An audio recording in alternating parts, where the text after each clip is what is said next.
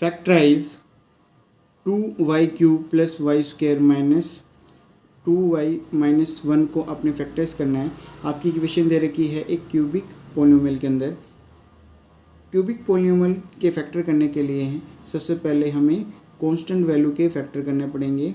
Constant value के factor करने के बाद फिर इसके अंदर हम ढूंढेंगे जीरोस के हम निकालेंगे फैक्टर को इस क्यूबिक पोलिनोमियल के अंदर कॉमन निकालने के बाद आपकी इक्वेशन बच जाएगी एक क्वाड्रिक पोलिनोमियल कर, उस क्वाड्रिक पोलिनोमियल के हम फैक्टर कर देंगे, आपका आंसर आ जाएगा। सबसे पहले हमें कांस्टेंट वैल्यू के फैक्टर निकालने हैं, तो 1 का फैक्टर आपके पास होता है 1, तो फैक्टर ऑफ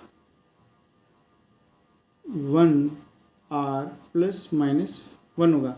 अब मुझे प्लस माइनस 1 में से जीरोस ढूंढना है जो कि हमारे पास आएगा, तो हम लेट कर लेंगे, let px equal to 2y³ plus y square minus 2y minus का 1।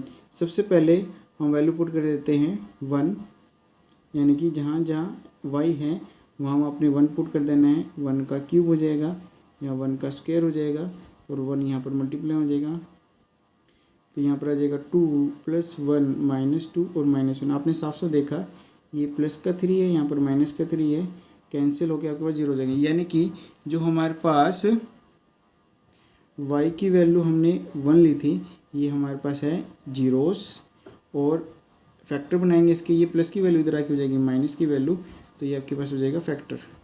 यानी कि y-1 को मुझे इस पूरी इक्वेशन में से कॉमन लेके आना है, तो हमारा आंसर एक क्यूबिक पोलिनोमियल से क्वाड्रिक पोलिनोमियल में बदल जाएगा। तो ये मेरे पास px इजकल टू है 2y³ plus y square minus 2y minus का 1।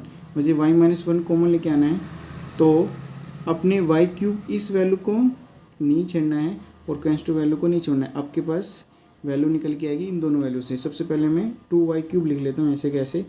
अब मुझे वाई स्क्वायर को ऐसे लिखना है कि मेरे पास -1 कॉमन आ जाए, तो मैं 2 मेरे पास पहले से 2y स्क्वायर लिख देता हूँ, तो 2y स्क्वायर मेरे पास कॉमन आ जाएगा, अंदर मेरे पास आ जाएगा y माइनस का 1। अब मुझे देखना है कि मैंने -2y स्क्वायर इस इक्वेशन में से ले लिया है, तो अब मैं यहाँ पर ऐसा क्या लिखूँ कि ये इक्वेशन मेरे पास बराबर आ जाए। तो आपको देखो साफ साफ दिखाता हूँ मैं, तो मैं 3 में से 2 को माइनस कर दूँ तो आपके पास आ जाएगा 1, तो ये आपके पास 1 है, तो मैं यहाँ पे लिख सकता हूँ 3y स्क्वायर। अब इस वैल्यू को हमने स्प्लिट कर दिया है, चेक कर लेते हैं, 3y square minus 2y square, तो मेरे पास प्लस का y स्क्वायर आ जाएगा।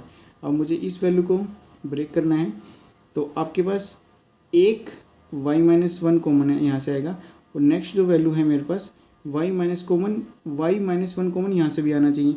तो मुझको इस वैल्यू को ऐसे तोड़ना है कि यहाँ पर मेरे पास आ जाए y-1 कॉमन। आपके पास माइनस का 2y है, तो अब यहाँ पर आप ध्यान दोगे तो आपको साफ साफ दिख रहा है कि अगर मैं यहाँ पर माइनस लगाना ज़रूरी है, और यहाँ पर मेरे पास y भी आएगा, यहाँ पर मेरे पास 3 भी आएगा, तो 3y मेरे पास कॉमन आ जाएगा, तो y-1 यहाँ पर बच जाएगा। तो आपको साफ साफ दिख रहा है कि मैंने लिखा है यहाँ पर है माइनस का 3y, यहाँ पर आपके पास है माइनस का 2y। तो मुझे इस इक्वेशन को मैं क्या ऐसे लिखूँ, तो यहाँ पर मेरे पास क्या आ जाए, माइनस का 2y आ जाए। तो यहाँ पर मैंने लिखा है माइनस का 3, मुझे चाहिए है माइनस का 2, तो +1 करना पड़ेगा, तो मेरे पास आ जाएगा माइनस का 2, यानी कि प्लस मुझे यहाँ पर y करना पड़ेगा, -1 आपके पास पहले से ही है। तो आपके पास साफ साफ दिख रहा है कि y-1 आपके पास कॉमन आ रहा है, तो हम ले लेते हैं यहाँ से कॉमन, तो 2y स्क्वायर यहाँ से कॉमन आ जाएगा, अंदर बचेगा मेरे y-1, यहाँ पर प्लस का 3y मेरे पास कॉमन आ जाएगा, अंदर मेरे पास बचेगा y-1, यहाँ पर मेरे पास प्लस का 1 कॉमन आ जाएगा, अंदर आ जाएगा y-1 आपके पास कॉमन आ जाएगा, यानी कि मैं इसको लिख दूंगा बाहर बिल्कुल। अंदर आपके पास बचेगा 2y स्क्वायर प्लस का 3y और ये प्लस का है 1। अब मुझे इस क्वाड्रिक पॉलीनॉमियल को सोल्व करना है। इस्तेमाल करेंगे splitting the middle term method का। उस मेथड में आपके पास होता है कि वाई स्क्वायर के कोफिशिएंट को मल्टीप्लाई करेंगे कांस्टेंट वैल्यू से, फिर उसके फैक्टर करेंगे और हम देखेंगे प्लस वाई हमारे पास कैसे आएगा। यानी कि 2 को मल्टीप्लाई करेंगे 1 से, इसके करेंगे फैक्टर। अब मुझे प्लस का 3y लेके आना है, 2 + 1 आपके पास आ जाएगा 3। तो मेरे पास फैक्टर बन जाएंगे y - 1, अंदर मेरे वैल्यू हो जाएगी 2y² प्लस का 2y प्लस का y प्लस का 1। अब इन दोनों वैल्यू से मुझे कॉमन वैल्यू चाहिए होगी, तो y - 1 मेरे पास पहले से है, अंदर मेरे पास कॉमन आ रहा है 2y, तो यहाँ पर मेरे पास 2y आ गया, अंदर मेरा बचेगा y + 1, यहाँ आ जाएगा मेरा y + 1। इन दोनों वैल्यू से प्लस का 1 कॉमन आ रहा है, यहाँ आ जाएगा मेरे पास y + 1।